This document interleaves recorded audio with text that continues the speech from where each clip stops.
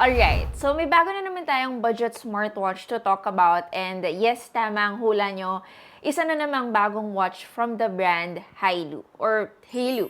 Pangatlong watch ko na to guys na showcase dito sa YouTube, and most of those, if I remember, below 2,000 pesos lang. So talagang entry-level smartwatch. Pero itong pag-uusapan natin ngayon above 2,000 pesos, but I would say still on the affordable side. And this is their new Haylou Watch 4S.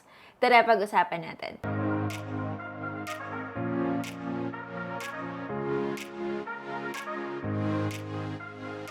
The SRP of this is 2,499 pesos, and sometimes kapag may mga sales sa Shopee guys, bumababa pa to or kaya naman may mga vouchers available. Gulat lang ako sa packaging niya kasi sabi dito blue, pero nung ginagamit ko siya for almost already 2 weeks, parang black talaga siya eh. Hindi ko magets bakit blue yung sinasabi dito sa packaging. Pero yes, may isa pang color version to, which is the white one. And gusto ko yon. Bakit? Kasi kamukhang-kamukha niya yung Samsung Galaxy Watch, but not the 2025, but the 2024 version. Again, I always see this kapag mura or ganitong sobrang mura na smartwatch, always set the expectations. Pero gusto ko pa rin sabihin, or at least ipaalam sa inyo kung may value for money pa rin ba siya kahit na, alam niyo na, sobrang mura niya. Kasi baka akala nyo sobrang tinipid naman sa features. Well, sa packaging niya, it says here na meron siyang GPS. And then sa likod, nandito yung iba niyang specs, which is 1.43 AMOLED display. That is good kasi yung past watch, if I remember it correctly, hindi AMOLED yung display nun. Yung mga Haylou na fini-feature natin. And then basing it on their website, kaya siya 4S, syempre ito yung upgraded version nung 4. And then yung 4, from what I know, is not AMOLED. Tingnan natin kung ano yung mga makukuha nyo sa 2,499 pesos na smartwatch. So syempre meron tayo nung mismong watch. Sabi ko sa inyo, itim talaga siya. And hindi lang yung likod na kulay itim, but also the strap itself, it's also black. Nilagay ko lang yung mga sticker guys pero ayan, ginagamit na namin siya. Hindi ko to first impressions. So, tapos na namin yung iset-up, na-connect na namin yan sa mga smartphone namin. At the same time, I noticed na pwede pala siyang i-connect sa Strava. May kasama siyang wipes para doon sa, ayun, meron siyang protector na pwede nating ilagay or pwede namang hindi din. I personally did not put it. And then, meron tayong extra strap na itim pa rin. Actually, may subtle Haylou branding siya dito eh. Hindi naman sobrang halata. Hindi siya nagsusumigaw. Maganda pa rin. And then, of course, the magnetic charger. Yung dulo naman niya ay USB Type A. Ayan. Ayan siya. Tapos, syempre, user manual. And that's it. It's a 1.43-inch display size. And personally, I find it a bit huge. So, kung makikita nyo rin ngayon, ang laki niyang tignan sa wrist ko. Actually, ito yung isa sa mga struggle ko sa kanya. Medyo mahirap siyang ipasok kasi nasa dulo na eh. Kasi nga, 'di ba, maliit yung braso ko, so medyo may kakapalan lang ng onti yung bezel niya. So, kung papalitan natin yung watch faces niya, and to do that, i-hold lang natin tapos lalabas na yung options ng watch faces.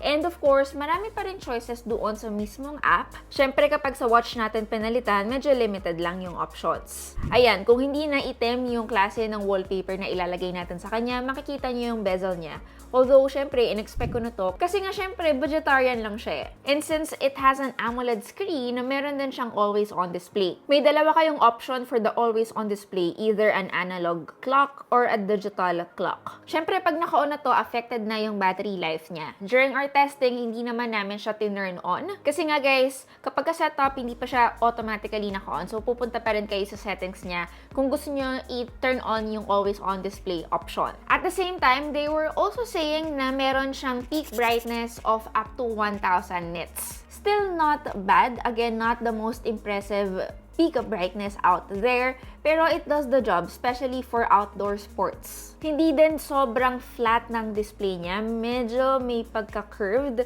And to be exact, it's 2.5D high hardness curved glass. Again guys, this is their specs on paper. And if I were to describe it, hindi naman siya sobrang curved. Actually, para sa akin, pasok pa rin siya sa mga flat display type of watch. And then, meron siyang dalawang klase ng button. Of course, we have the crown na merong letter H. And then of course, the actual button na medyo may orange accent. And same with other watches, kapag tinap natin yung crown, lalabas yung mismong menu natin. And then if you scroll the crown, you can zoom in and zoom out for the applications. For the applications, yung mga meron na sa kanya mismo, of course, we have calculator, which is good and handy. Lagi ako naghahanap ng calculator sa isang smartwatch. And then when you connect it to your smartphone, pwede nyo siyang gamitin also as a Bluetooth. Of course, meron din siyang SpO2, heart rate, sleep monitoring, and even GPS.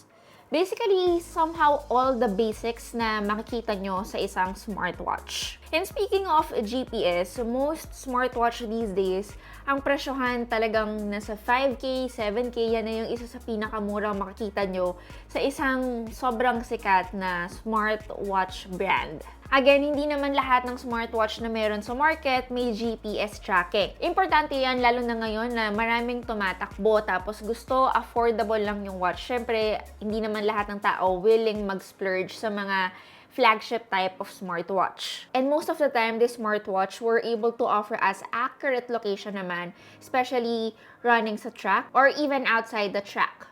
Yun lang guys, of course, again, aside from the always on display, pag madalas na natin ginagamit yung GPS or if naka-turn on siya, this also affects the battery life. So, paiksi na ng paiksi yung battery life natin. Sa website nila or sa mga online shops, guys, they were marketing it na kaya niyang magbigay ng up to 18 days of battery life. And matagal yon for a phone, again, that costs this much. Yun yung kapag kasi guys, sobrang light lang ng paggamit mo sa watch. Kunwari, relo lang, notifications lang, ganyan. Pwede yon, possible yon. Pero kung kunwari naka-turn on na yung GPS nyo, naka-max brightness kayo, tapos naka-turn on yung AOD, tapos ginagamit nyo rin yung Bluetooth calling niya, yes, pwede yan dito. Syempre, hindi na yan magiging 18 days. As for us, it were able to give us 3 to 4 days of battery life, which is still not bad, but it's worth mentioning. Hindi siya kasing sama ng battery life na binibigay ng Apple na halos 24 hours lang. Now, since medyo usapang durability na rin naman yung battery life, endurance niya, meron din naman itong IP rating. Actually, they did not mention what type, pero hindi po siya waterproof Mga splash lang, kunwari, naghuhugas kayo ng kamay, or umulan, or kaya naman sweat, ayan, pwede yan. Pero kung may mga sports kayo like swimming, huwag po natin gawin yan kasi masisira siya, hindi siya pang ganon. Now, speaking of the sports mode, it has a total of 120 plus. And while it's tracking those type of sports, it can also do calorie tracking, step counting, and even motion tracking.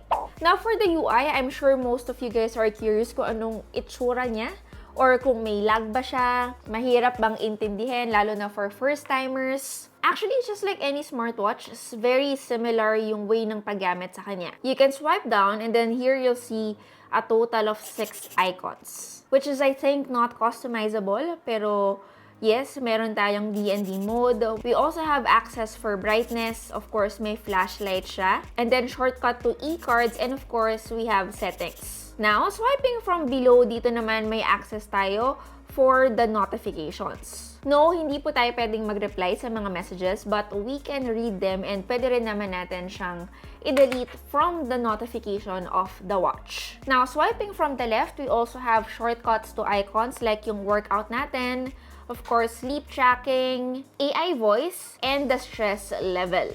Now, in terms of the weight of the watch, since malaki siya, syempre medyo may kabigatan siya. Again, it's not for those with small wrist. Pwede naman if ganito yung mga bet nyo, pero personally, nalalakihan ako sa kanya. Hindi siya made of plastic, kaya nga siya guys medyo mabigat. From what I know, it's made of aluminum alloy, so yes, it's not made of plastic. Pero yung backplate niya is obviously, syempre, plastic. Not like it's bad, may mga premium smartwatch po tayo like Garmin na yung likod din ay made of plastic. Ngayon, in terms of the strap, again, dalawa na yung meron kapag bumili kayo, pero kung gusto nyo pang mag-source, maraming murang options sa Shopee na also ililink ko. Napansin ko kasi guys na it has the standard watch lugs. So, kahit anong klase ng strap, pwede nyong ilagay dito. Syempre, dapat same lang ng size niya, which is you have to check. Again, may kahawig siya that is almost 10 times its price. So yes, it looks way more expensive than it looks. Hindi lang talaga para sa akin yung size ng watch face niya, pero to those with big wrist, maa-appreciate nyo to. You can wear this watch comfortably on your wrist the entire day without feeling any fatigue at all. So yes, to answer the first question that I said if it has value, indeed it has a really great value for money. And the fact that it has GPS, heart rate, sleep monitoring, blood oxygen, and even a total of like 100 plus workouts, that's already enough. It's great for those looking for a casual fitness watch, or for those beginners pa lang, pwede rin to kasi mura lang naman. Anyway, let me know guys if you want me to talk about more watches na meron tayo sa market, mapamura man yan or mahal. Again, it's your Tech Girl Mary, and see you on our next video. Bye!